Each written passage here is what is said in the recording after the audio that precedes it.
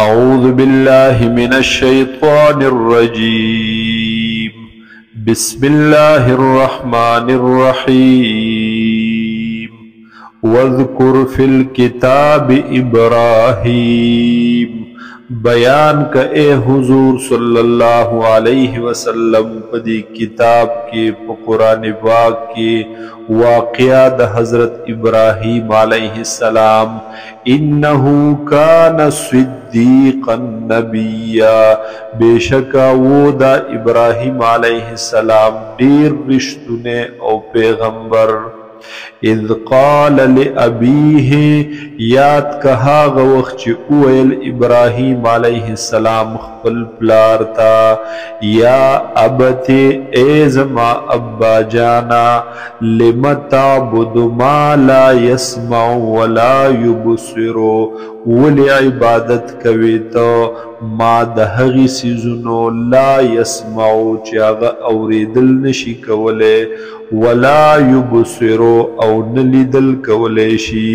ولا یغنی عنک شیئا او نشی دفع کولے نشی لرے کولے استانا، شیئا ہس قسمت تکلیف لرا. یا ابتی اے زما ابا جانا، انی قد جاءنی من العلم، بے شکا یقینا راغلے دے ماتا من العلم دا علمنا، ما حق علم لم یأتکا چی ندے راغلے تاتا ندے معلوم تاتا، فاتبعنی پس تابداری وکزما، اہدک صراطا سویا، زبو خائم تاتا لار سما لار نیغا. یا ابتی اے زما ابا جانا، لا تعبد الشیطان، عبادت مکود شیطان،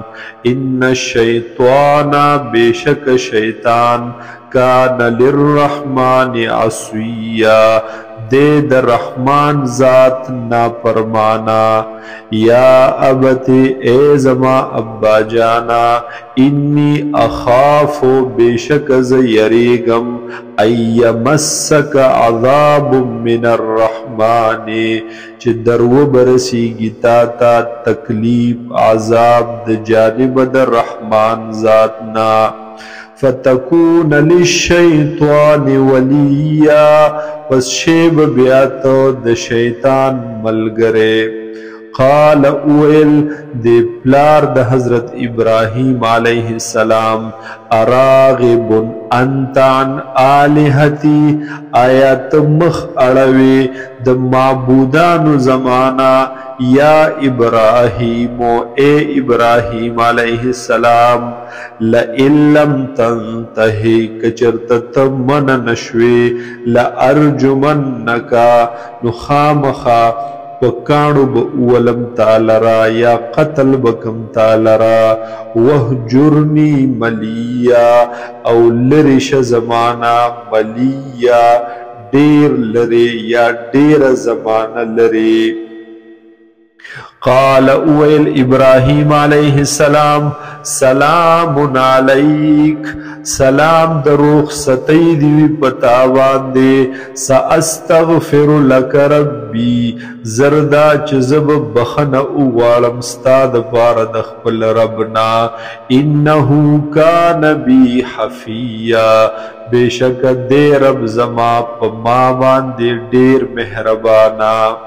وآتزلکم او زر ڈڑی تکیگم ستاسونا، زپریگدم تاسو لرا، وما او حاغس لرا، تدعون من دون اللہ، چی تاسوی رابلی تاسوی عبادت کوئی بغیر دا اللہ نا. وادعو ربی او زرابلم خپل رب لرا، یا ز عبادت کو مد رب خپل. عسى اللہ اکون بدعاء ربی شقیا، امید دے چن بشمزو پاغ بللو کی درب خپلنا، شقیا محرومان بدبختا. فلما اعتزلهم پس ہر کلا چ جدا شو ابراہیم علیہ السلام د دوینا پریخودلو ابراهیم علیه السلام دوی لرا وما یعبدون او هاغه څه چې دوی به عبادت کولو من دون الله بغیر د الله نا وهبنا له اسحاق و یعقوب نو مونږ ورکړلو دتا زوی حضرت اسحاق علیه السلام او نوسه حضرت یعقوب علیه السلام وکلن او هر یو د دوینا جعلنا نبیا ګرځولیو مونږه پیغمبران نبیان ووهبنا لهم من رحمتنا او ورکړیو مونږ دوی ته دغه رحمت خپلنا د مهربانۍ خپلنا وجعلنا لهم لسان صدق علیا او ګرځولې و مونږ د دوی دپاره هغه وینا رښتونی او ډېر اوچتا هغه د خیر ذکر ډېر اوچت